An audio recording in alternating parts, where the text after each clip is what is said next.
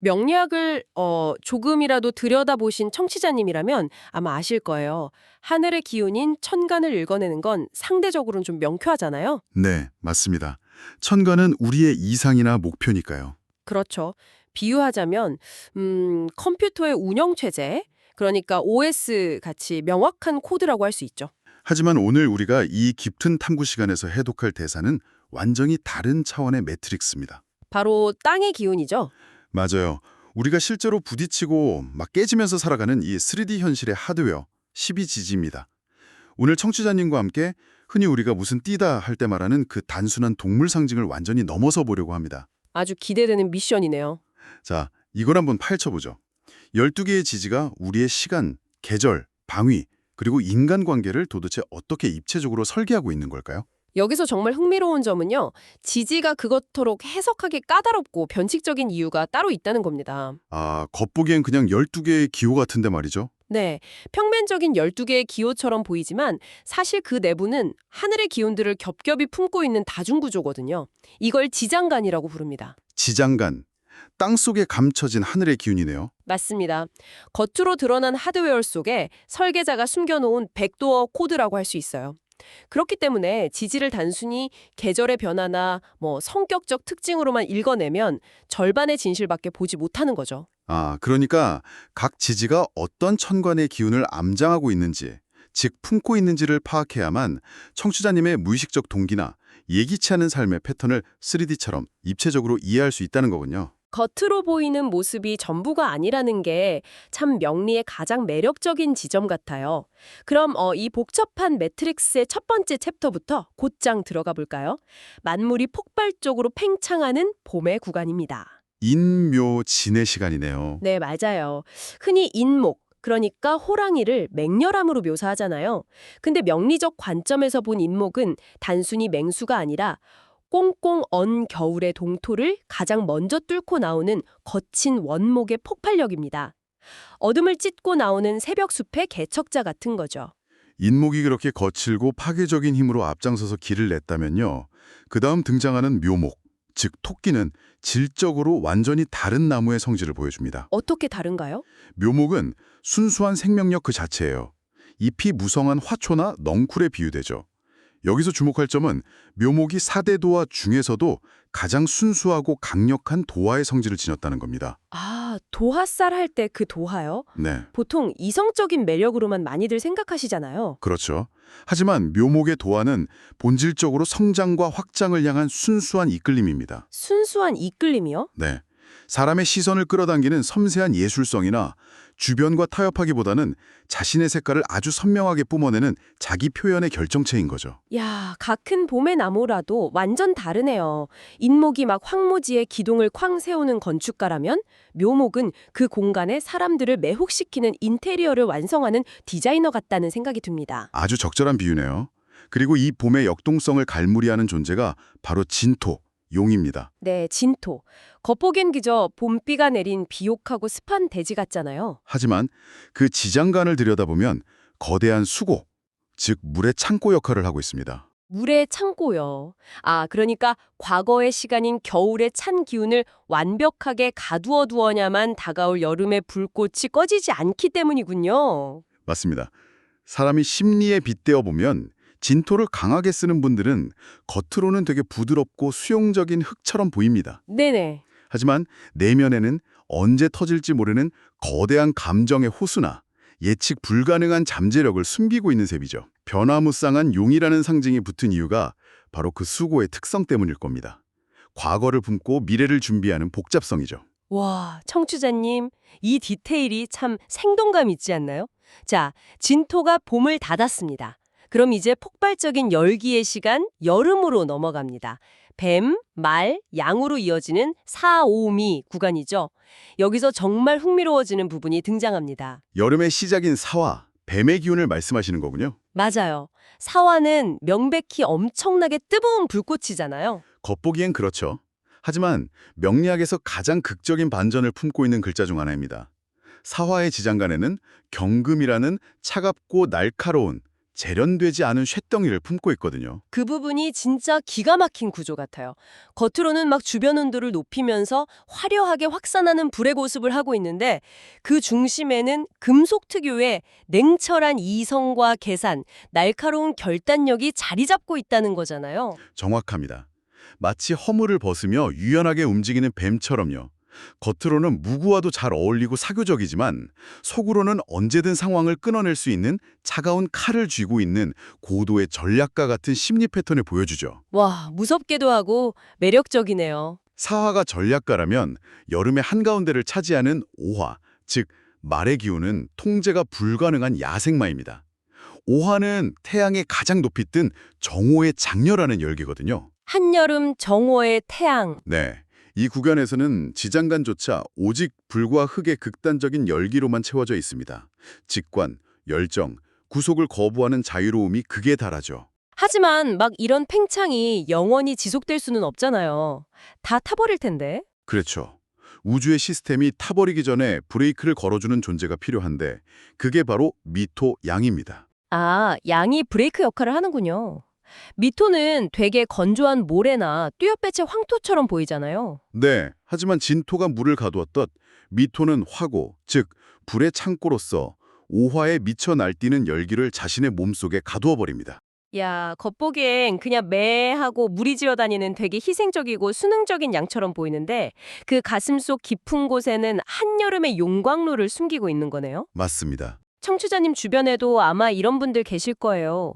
조직이나 관계 속에서 겉으로는 묵묵히 희생하고 둥글둥글 맞춰주는데 혼자만의 작업실에 딱 들어가면 폭발적인 창작력을 뿜어내거나 진짜 누구도 꺾지 못할 강한 고집을 드러내는 분들이요. 미토가 가진 예술적 감수성과 화고의 성질이 현실에서 어떻게 작용하는지를 보여주는 아주 완벽한 예시네요. 여름의 열기를 이렇게 무사히 갈무리했으니 이제 우주의 흐름은 수축과 결실의 단계인 가을로 진입합니다.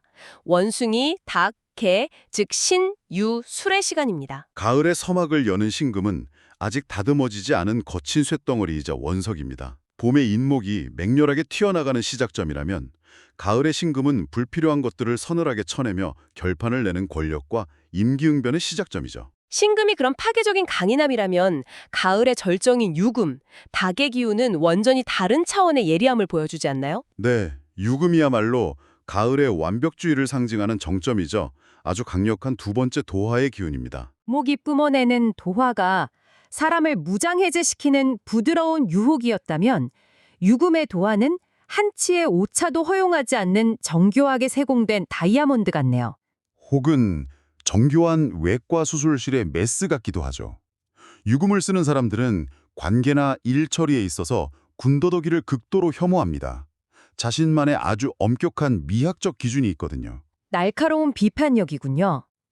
묘목이 나의 색깔을 봐줘 라면 유금은 이 완벽한 결정을 봐라 라고 선언하는 듯한 서늘한 매력이 있습니다. 하지만 그 서늘한 완벽주의는 필연적으로 단절을 가져오기 마련이죠. 그래서 가을의 끝자락에는 술토, 즉 개가 배치되어 있습니다. 술토는 황혼의 대지이자 결산의 시간이라고 들었어요. 맞습니다. 해가 지고 노을이 깔리는 황혼, 모든 만물이 활동을 멈추고 집으로 돌아가는 시간입니다. 유금이 날카롭게 잘라낸 결과물들을 거두어들이고 하루와 계절을 묵묵히 결산하는 거죠. 개가 집을 지키는 것처럼요. 네. 술토가 보수적이고 충성심과 의리를 중시하는 이유는 다가올 매서운 겨울의 추위로부터 자신이 지켜야 할 가치들을 안전하게 보존해야 하는 본능적인 책임감이 지장간에 깊이 박혀있기 때문입니다. 책임감, 이 단어가 술토를 관통하는 핵심 맥락이네요. 자, 이제 모든 생명이 숨을 죽이는 겨울의 심연으로 떨어집니다. 돼지, 쥐, 소, 즉 해, 자, 축의 구간입니다. 보통 돼지를 생각하면 풍요의 상징을 떠올리시죠. 네, 복돼지 저금통 이런 거요? 하지만 지지에서의 해수는 칠흑같이 어둡고 깊은 한겨울의 바다입니다.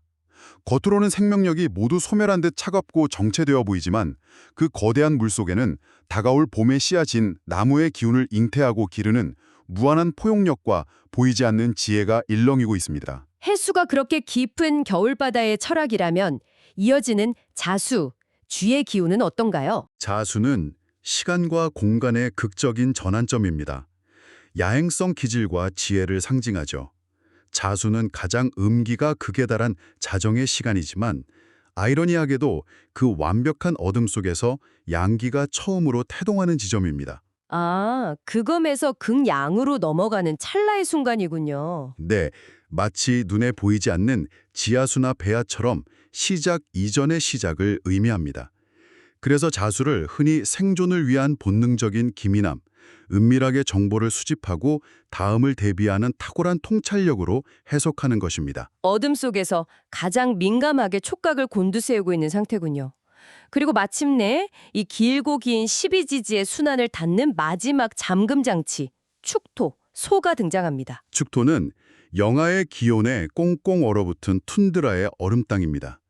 그 어떤 생명도 자라지 못할 것 같은 이 척박한 땅의 지장간에는 사실 가을의 서늘한 기운인 금이 깊숙이 보관되어 있습니다. 이를 금고, 즉 재물의 창고라고도 하죠. 다가올 봄의 새싹이 안전하게 피어날 수 있도록 혹한의 추위를 자신의 몸으로 온전히 받아내면서 묵묵히 버티는 인내의 귤정체네요. 맞습니다. 화려하지는 않지만 이 우주적 순환이 다음 사이클로 넘어갈 수 있게 해주는 가장 강력한 방어막인 셈이죠. 이렇게 12지지의 순환을 쭉 훑어보니 정말 하나의 거대한 생태계네요. 이걸 더 큰 맥락과 연결해 보면요. 지지의 진정한 복잡성은 이들이 개별적으로 단독으로 존재할 때가 아니라 서로의 궤도를 침범하고 역동적인 관계를 맺을 때 발생합니다. 아, 드디어 나오는군요. 기운들의 화학작용, 합충, 삼합의 역동성이죠. 네, 이 관계성은 마치 다양한 화학물질을 한 비커에 섞는 것과 같습니다. 육합부터 소개를 해보죠. 육합은 완전히 다른 두 기운이 만나서 새로운 오행으로 변화하는 시너지잖아요. 청취자님의 인간관계나 프로젝트 팀워크에 빗대어 보면 딱 이해가 가실 겁니다. 예를 들면 어떤 게 있을까요? 자수와 축도가 만나는 자축합을 보면요. 끊임없이 아이디어를 내는 자수의 기획력과 현실의 한파를 견디는 축토의 인내심이 만나는 겁니다. 안정과 현실의 결합이죠. 반면에 묘목과 술토가 만나는 묘술합은 예술과 의리의 결합인데 이게 아주 뜨거운 불꽃으로 확 타오르잖아요. 맞습니다. 그런 결속이 삶의 안정감과 시너지를 준다면 반대로 우리가 가장 두려워하는 현상도 있습니다. 가장 흥미로운 부분이죠. 정반대의 궤도에 있는 기운들이 정면 충돌하는 충입니다. 자오충이나 사해충 같은 거요. 네, 자오충은 한밤중인 자수와 정오인 오화의 충돌, 즉 가장 깊은 이성과 가장 맹렬한 감정의 충돌입니다. 사해충은 예리한 불의 현실적 직관과 깊은 물의 추상적인 지혜가 정면 충돌하는 현상이고요. 사람들은 보통 충돌이라고 하면 무조건 나쁜 거, 피해야 할 걸로 공포를 느끼잖아요. 하지만 지장 간의 메커니즘을 이해하고 나면 충을 전혀 다른 시각으로 보게 됩니다. 흙의 기운인 진토나 술토 같은 창고들이 충돌하는 걸 예로 들어보죠.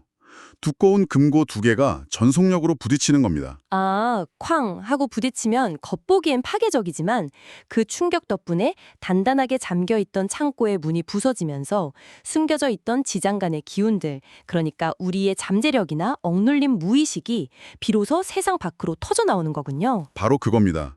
충돌이 없으면 창고는 영원히 열리지 않습니다.